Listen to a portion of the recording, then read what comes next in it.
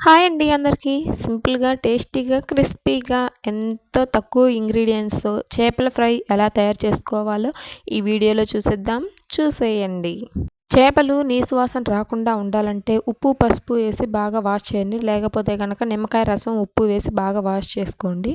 ఇప్పుడు ఒక గిన్నెలో తీసుకొని కార్న్‌ఫ్లోర్ పిండి, పావు కప్పు కార్న్‌ఫ్లోర్ పిండి, 3 టేబుల్ స్పూన్ మైదా పిండి, 1 టేబుల్ స్పూన్ కారం, అలాగే ఒక స్పూన్ సాల్ట్ వేసుకోండి. సరిపడా అంత వేసుకోండి.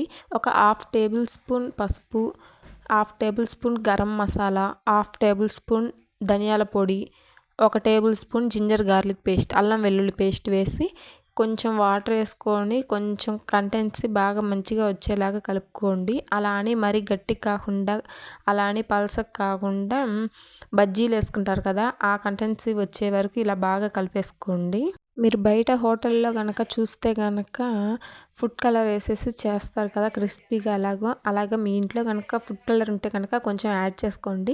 అది ఆప్షనల్. ఇంట్లో చేసుకుంటే కనుక కొంతమంది ఫుడ్ కలర్ వేసుకోరు, కొంతమంది వేసుకుంటారు. మీరు యాడ్ చేసుకొని ఉంటే కనుక ఇంకా ఇందాకలా కడిగి పెట్టుకొని వాష్ చేసిన ఫిష్ ఉంటాయి కదండి, అవి ఆ పిండిలో వేసేసి కొంచెం ముక్కలకి అంతా బాగా పట్టేలాగా ముక్కలన్నిటిని బాగా వాటితో పెట్టేసుకోండి. ముక్కలకి బాగా పట్టి అంతవరకు బాగా పట్టేసుకొని ఒక హాఫ్ అన్ అవర్ ఫ్రిడ్జ్లో పెట్టుకోండి. లేకపోతే పక్కన పెట్టేసేయండి. ఇలాగా డీప్ ఫ్రై చేసుకోండి. మొత్తం మసాలా అంతా పట్టేలాగా పెట్టుకొని డీప్ ఫ్రై చేసేసుకోండి. డీప్ ఫ్రై చేసే ముందు ముక్క నూనెలో వేసి నెమ్మట్లోనే కొంచెం కాలనివ్వండి. ఒక సైడ్ బాగా కాలిన తర్వాత రెండో సైడ్ తిప్పుకోండి. లేకపోతే కనుక కాలకముందే ఎమ్మటెమ్మటలోనే తిప్పేస్తే కనుక ముక్క అనేది చితికి అయిపోయింది. అప్పుడు మీరు ఫిష్ ఫ్రై చేసుకున్నా కానీ సరిగ్గా రాదనమాట. సో ఇలాగా తిప్పుకుంటూ రెండు వైపులా కొంచెం మంచిగా క్రిస్పీగా అయ్యేలాగా బాగా వేయించుకోండి. కొంతమందికి ఏంటంటే ఇలా ఒకసారి వేయించిన తర్వాత క్రిస్పీగా రాకుండా మెత్తగా ఉందని చెప్పేసి కంప్లైంట్స్ వస్తూ ఉంటాయి.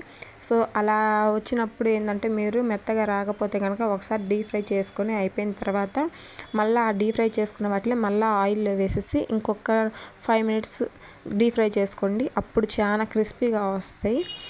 ఎలా వచ్చాయో ఒకసారి కామెంట్ చేయండి నాకు. ఇలాగే మిగతావన్నీ కూడా నేను డీప్ ఫ్రై చేసుకున్న ఫిష్ ఫ్రై ఎంతో సింపుల్గా, టేస్టీగా, స్పైసీగా ఫిష్ ఫ్రై ఇంట్లోనే ఈజీగా చేసేసుకోవచ్చు. నా వీడియో కనుక నచ్చితే కనుక మీకు లైక్ ఇచ్చి సబ్స్క్రైబ్ చేసుకోండి మరిన్ని ఇలాంటి వీడియోల కోసం. So bye. Thank you so much for watching.